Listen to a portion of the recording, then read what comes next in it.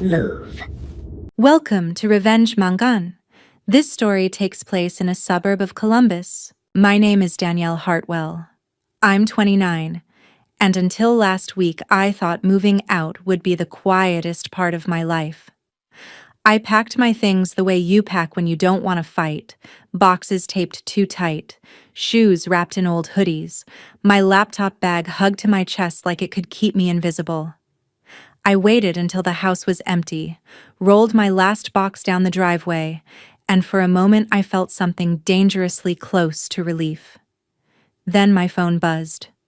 Not a text, not a call, a notification. Someone had tagged me. I opened it, expecting a petty joke. Maybe a passive-aggressive meme, because that's what my family does when they want to hurt you without admitting it. Instead, I saw a photo of the driveway I had just walked away from, my old bedroom window in the background, and a caption that made my stomach go cold. Finally, the freeloader is gone. At first I laughed, because it was so cruel it felt unreal. Then I saw the number under it. 1,234 likes. People didn't just see it, they celebrated it. And the comments kept coming, stacking up like bricks. Mom wrote, "No more cooking or laundry for a failure." Dad didn't type a single word, which almost would have been kinder, but he liked a comment that said, "Unemployed people should learn to live on their own." That was the part that made my hand stop shaking. Not the insult, the certainty behind it. The way they all agreed on who I was without knowing anything. I didn't reply. I didn't defend myself. I didn't even cry. I scrolled. I read every name, and I did something that would have looked pathetic to anyone watching. I liked the comments back. Every single one. Because I needed them comfortable. I needed them proud. I needed them to believe they'd finally won. Then I put my phone down, sat on the floor of my new apartment with the boxes still unopened, and made one decision that changed everything. A week later, my screen lit up like a fire alarm. 24 missed calls, 33 messages, voicemails, voice notes, frantic apologies that didn't sound like apologies at all. They wanted to talk. They needed something. And that's when I knew I'd timed it perfectly. Too late. If you think this story is just about a cruel Facebook post, wait until you hear why that house was never really theirs, and why their confidence collapsed the moment I stopped staying silent. When people read that post, they assume I was kicked out. They assume I was mooching off my parents, sleeping until noon, eating their groceries, drifting through life with zero shame. That's the story my family has been selling for years because it's convenient. It makes them look hardworking and patient. It makes me the punchline. But here's the truth that never fit their narrative. That house in the suburbs outside Columbus was never really theirs. It wasn't some magical reward they earned. It was a gift they got to borrow. And they spent years pretending the owner didn't exist even while I was sitting right there at the kitchen table. My grandmother on my mom's side, Lorraine, was the only person in that family who looked me in the eye and saw me. She was blunt, old school, and allergic to excuses.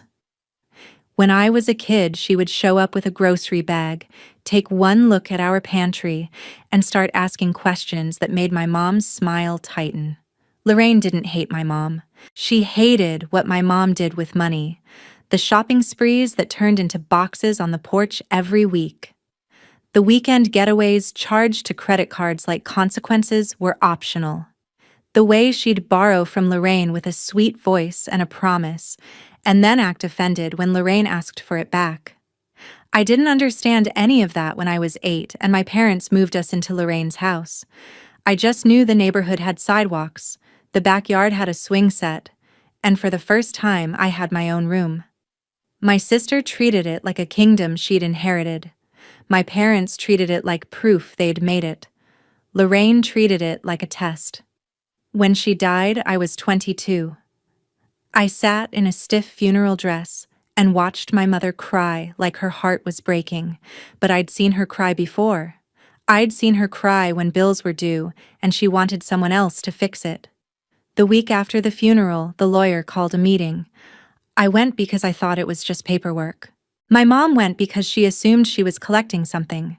My sister came along because she never misses a chance to feel important. The lawyer slid a folder across the desk and said Lorraine had made her decision years ago, and she'd been very specific. The house was left to me. Not my mom. Not my dad. Not split between siblings. Me.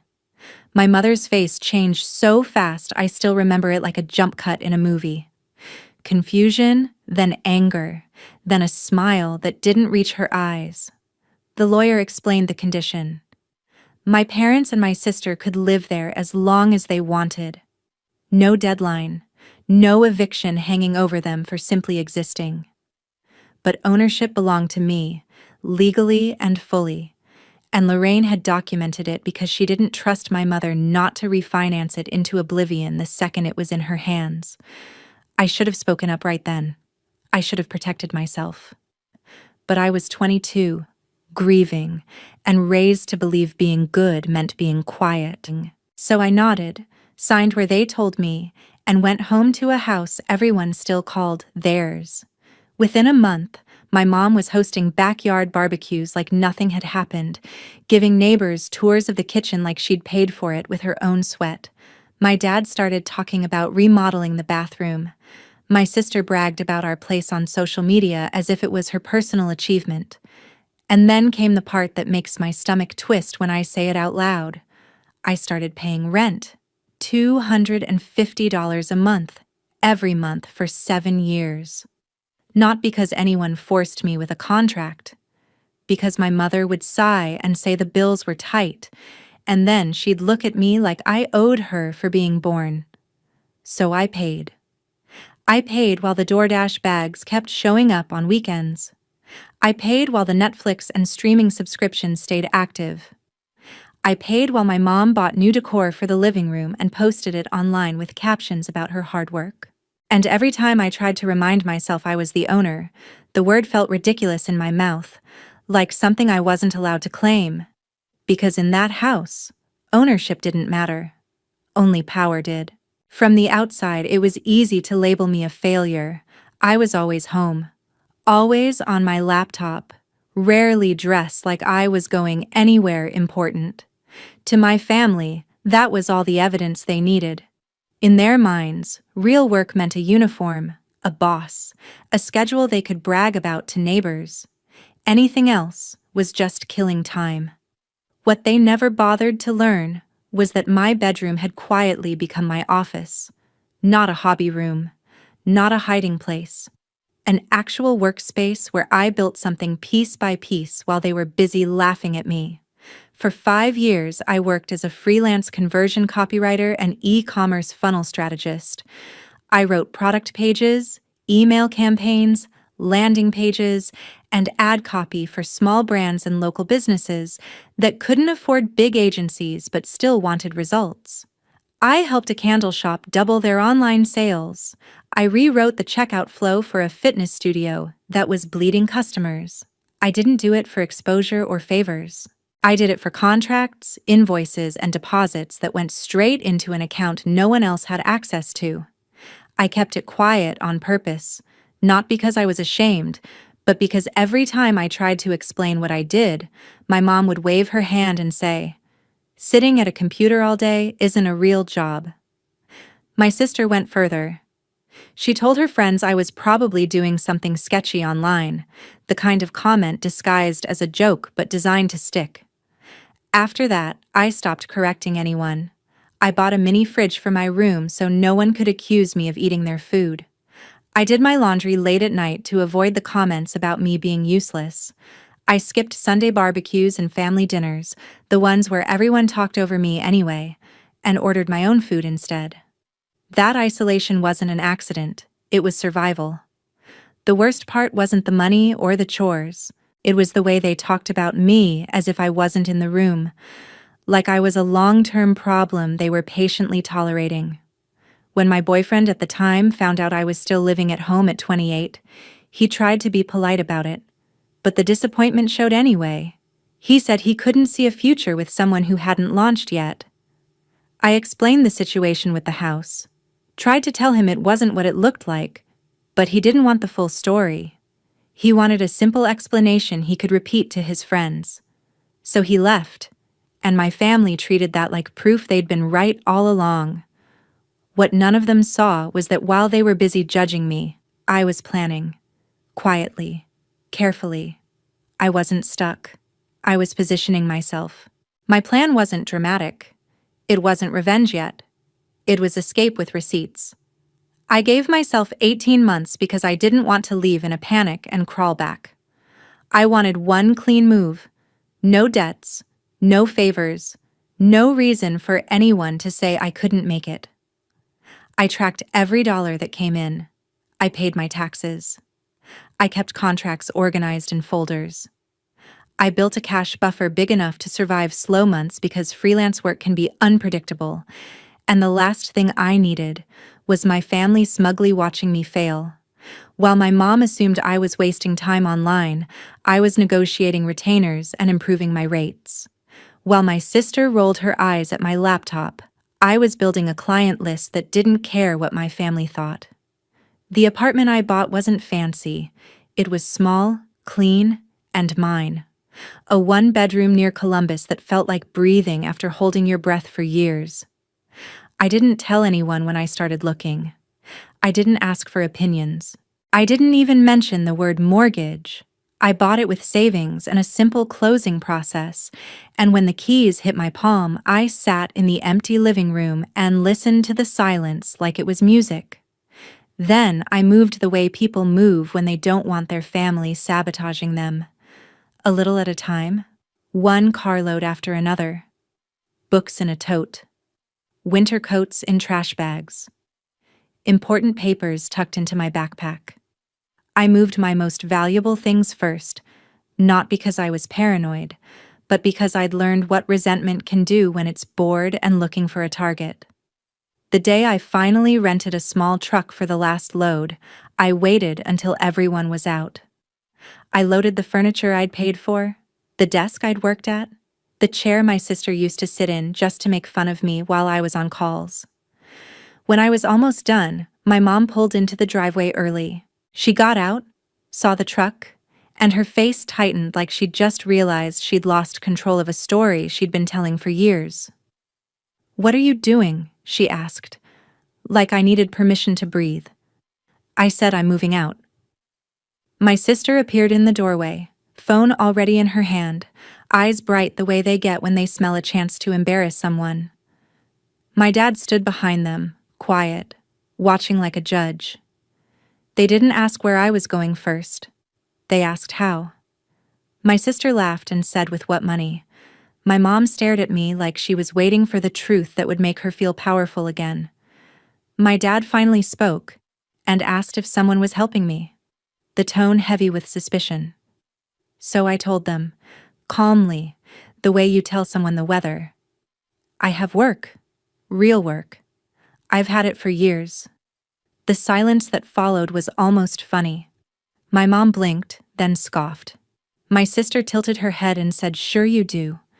My dad asked for proof, as if I was applying for approval. I didn't argue. I didn't show them bank statements. I didn't explain contracts. I just said, I'm done living here, and I'm done being treated like a burden. My mom immediately started talking about bills and groceries and how hard things would be now, like my existence had been their full-time charity project. My sister muttered something about me being dramatic. My dad just watched me close the truck door. I drove away with my hands steady on the wheel, and for the first time in years, I felt like the air belonged to me.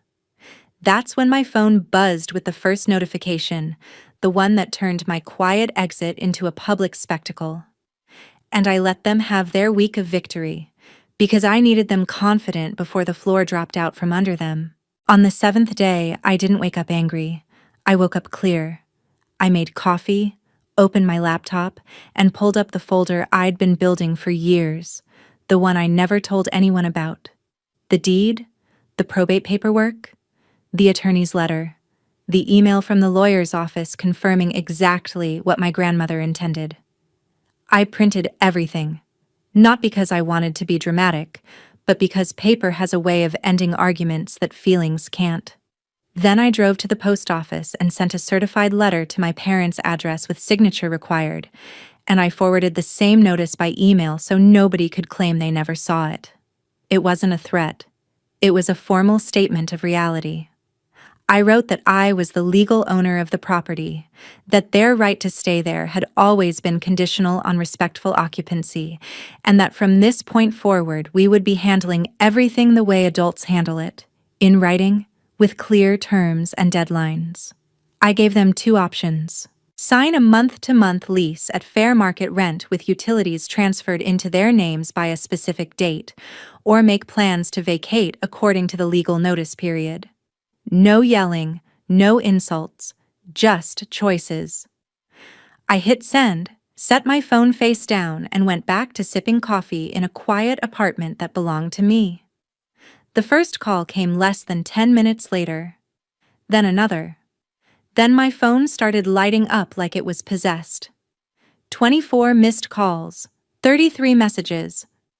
My mom's texts were a whiplash of emotions. How could you do this to us? Are you trying to kill your father? You're being manipulated by someone? Family doesn't do this.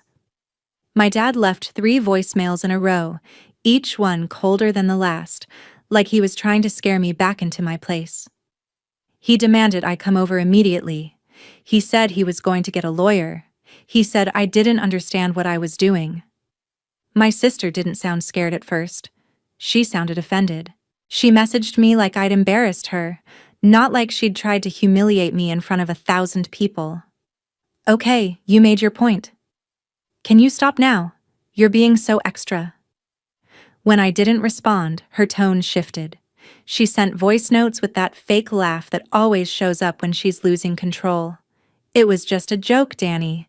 Everyone jokes. Why are you like this? Then my aunt jumped in, because of course she did. I got a long message about gratitude and respect, and how my grandmother would be ashamed of me, which was almost funny considering my grandmother is the reason I had any power at all. I listened to every voicemail once. I read every message once. Then I finally replied with one sentence. I attached a screenshot. It was the Facebook post. Their words, their names, their likes, their laughter. I wrote, "You called me a freeloader in public. Now you can be independent in private." My mom called immediately, sobbing so hard I could hear her struggle to breathe, but even through the tears she tried to steer it back to control. She said, "You know I didn't mean it like that." She said, "You know your sister is dramatic." She said, "People will talk." She said, "How am I supposed to pay for everything?" And that's when I realized something that made my decision even easier. They weren't calling because they missed me. They were calling because the safety net they had been bouncing on had finally learned how to stand up. I told her calmly, "I gave you options. Pick one." Then I ended the call. And for the first time, their silence didn't feel like punishment. It felt like peace. Days after the notice went out, I sent the lease.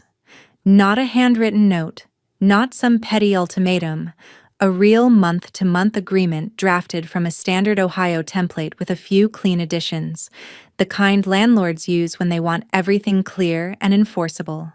The rent was $2,550 a month, which wasn't me being cruel.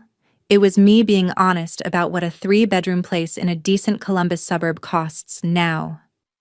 I included a simple line item requirement that mattered more than the number.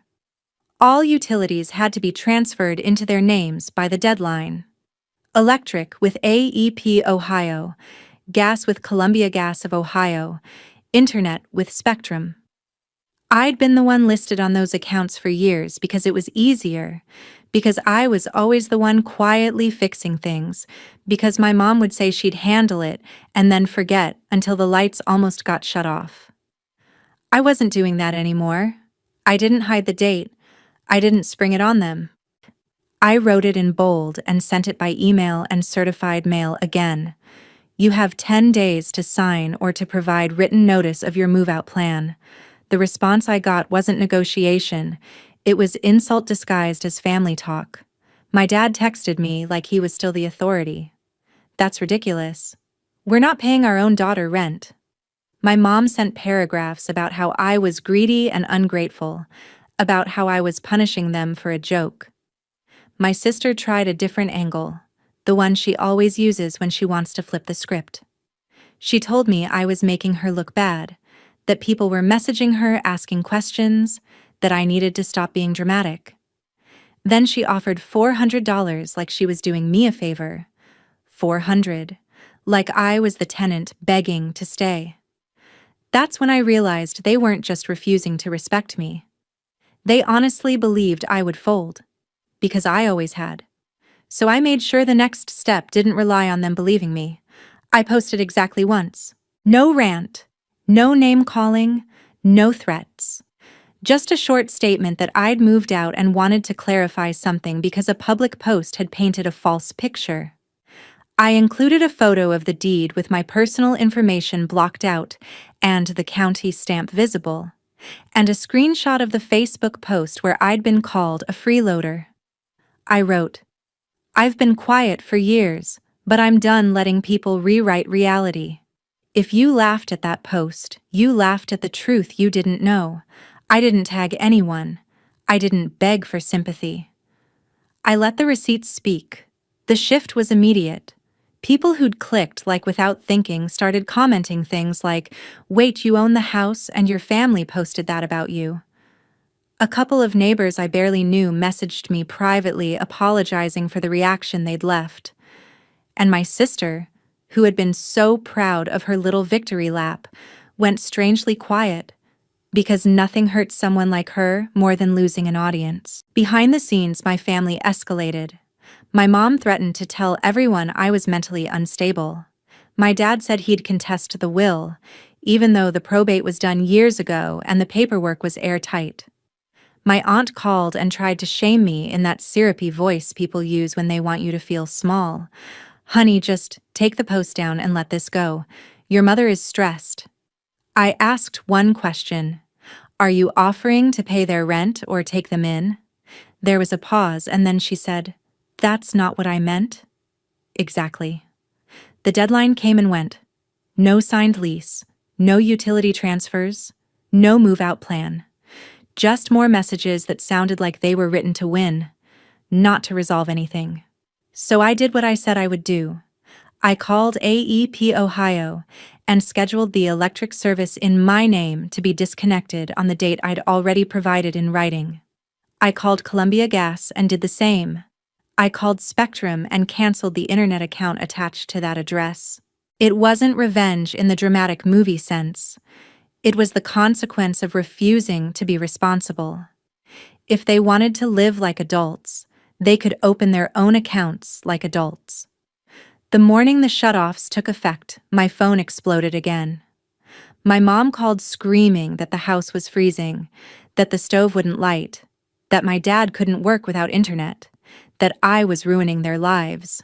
My sister left a voice note that was half crying, half furious, saying, "This is insane, Danny. You're actually insane." My dad didn't yell. He sounded panicked in a way I'd never heard before, like a man realizing his authority only worked when someone believed in it. He said, "Please, just turn it back on. We'll talk. We'll figure it out." That word talk hit me like a joke, because talking was all they'd done for years while I swallowed it. I didn't gloat. I didn't lecture. I sent one message. The same message every time. The accounts are in my name. I gave you the deadline to transfer them. You chose not to. Then they did what I knew they'd do the moment inconvenience got real. They ran to my aunt's place, dragging their suitcases and their pride into her spare room, and suddenly the people who'd called me a freeloader were living off someone else's couch. My sister started posting vague quotes about betrayal and toxic people, but the comments weren't going the way she wanted anymore. A couple of her friends asked what really happened, and when she snapped at them, they backed away.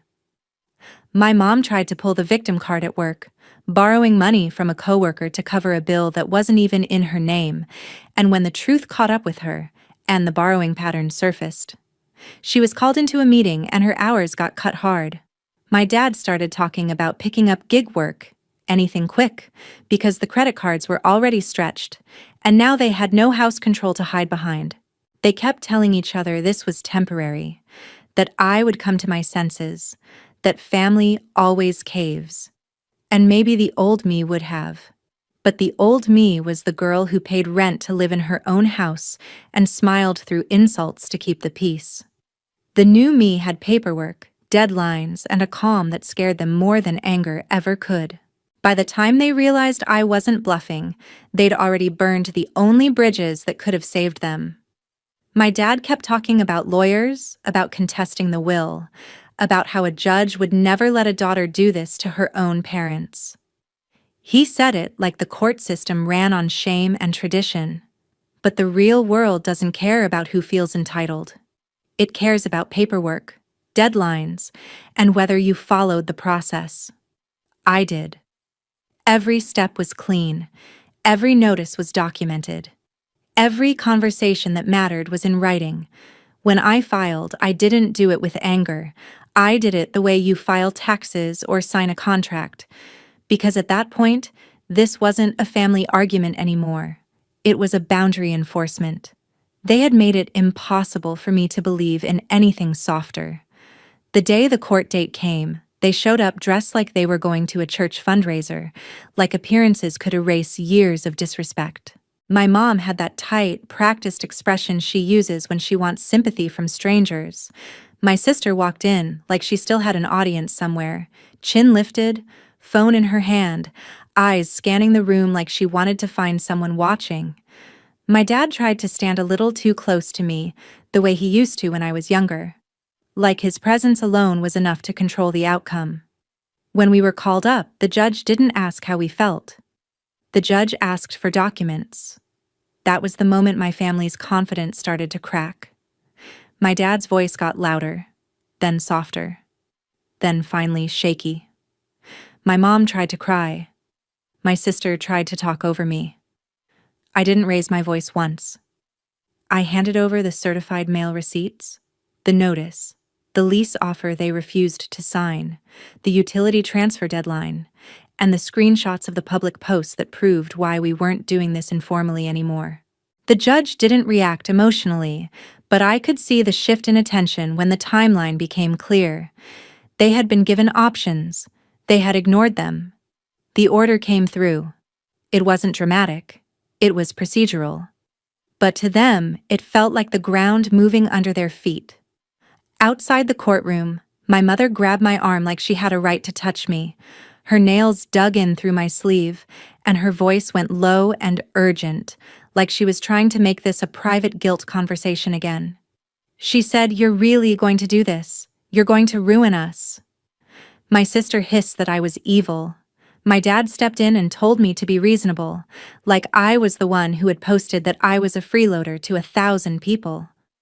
I looked at my mother's hand on my arm and gently removed it, not with anger, just with finality. I said I offered you a lease. I offered you time. You chose pride. Then I walked away. The weirdest part was how quiet I felt. I had expected to feel triumphant or devastated. Instead, I felt steady, like a person who finally stopped carrying a weight they didn't realize had been crushing them. The day they had to leave, it wasn't some dramatic scene where I stood in the driveway and watched with a smile. I wasn't interested in that kind of victory. I stayed inside my own life. But I did come by briefly, with my attorney's instructions in mind, because I needed to make sure the property was handled correctly and nothing turned into a vandalism situation. My dad avoided eye contact. My mom moved around the house like she wanted to punish the walls on the way out, slamming drawers, muttering under her breath, acting like every object belonged to her simply because she had touched it. My sister kept glancing at her phone, posting vague quotes about betrayal and toxic people, still trying to shape the narrative even while her suitcases were stacked by the door. At one point, she said, loud enough for me to hear, that people were going to find out what kind of person I really am. I almost laughed, because the only reason anyone found out anything was because she'd put my humiliation on display first. She created the stage. I just refused to keep playing the role she assigned me. When they finally pulled away, the house looked the same from the street. But it felt different, like the air inside had changed. I walked through the empty rooms and noticed how much of my childhood had been shaped by walking on eggshells. I noticed the places where my mom had hung decorations to look like a perfect family, while the inside was rotten. I noticed the kitchen where she complained about cooking for me while ordering delivery for herself. I noticed the living room where my sister sat laughing at comments like I wasn't a person, just a joke. I didn't cry. I took photos for documentation, locked the doors, and left. That house had been a cage for too long, even when I technically owned it. I wasn't going to stay attached to it just because it was familiar. My family's downfall wasn't instant like a movie, but it was satisfying in a quieter way, because it was real. When you spend years living off someone else's silence, you forget how expensive life is when the bill finally comes due. They moved into a small apartment on the edge of town, the kind my sister used to mock when she saw people posting it online. No backyard, no bonus room, no space for my mom to host her little barbecues and pretend she was the queen of the neighborhood. My dad started driving for Uber and doing delivery apps because the pride he wore like armor didn't pay rent. My mom took a part-time job at a big box store and told anyone who would listen that her daughter abandoned her, carefully leaving out the part where she called me a failure in public and expected me to keep funding her lifestyle. My sister tried to keep her social media image intact, but it didn't hit the same when the background changed from a nice suburban house to a cramped living room with secondhand furniture. People noticed. Some people asked questions. And for once, she couldn't control what they believed. The most satisfying part wasn't watching them struggle. It was watching the world stop rewarding their cruelty. The same friends who had laughed at that post started distancing themselves. Not because they suddenly became saints, but because no one wants to be associated with someone who humiliates their own sister for likes and then gets exposed by receipts. My sister would post a dramatic quote about loyalty, and the comments would be quiet. My mom would make a vague post about ungrateful children, and a neighbor would reply with a polite question about what really happened. My aunt tried to keep the family pressure machine running, but it backfired. She'd call and lecture me about forgiveness, and I'd ask one calm question. Are you paying their rent? Are you letting them move in long term? Are you covering their utilities? The answer was always some version of silence or a weak excuse about boundaries. That's when I understood the pattern clearly. The people who demand you sacrifice the most are always the ones who volunteer the least. My ex, Tyler, even tried to come back. The timing was almost insulting. He messaged me like nothing had happened. Like the moment he saw I had stability, he suddenly remembered my name. He said he'd been thinking about me and hoped I was doing okay. Then he slid in a comment about how impressive it was that I handled everything so well. Translation: now that you look successful, I'm interested again. I blocked him without responding, and that small click felt like closing a door I should have shut years ago.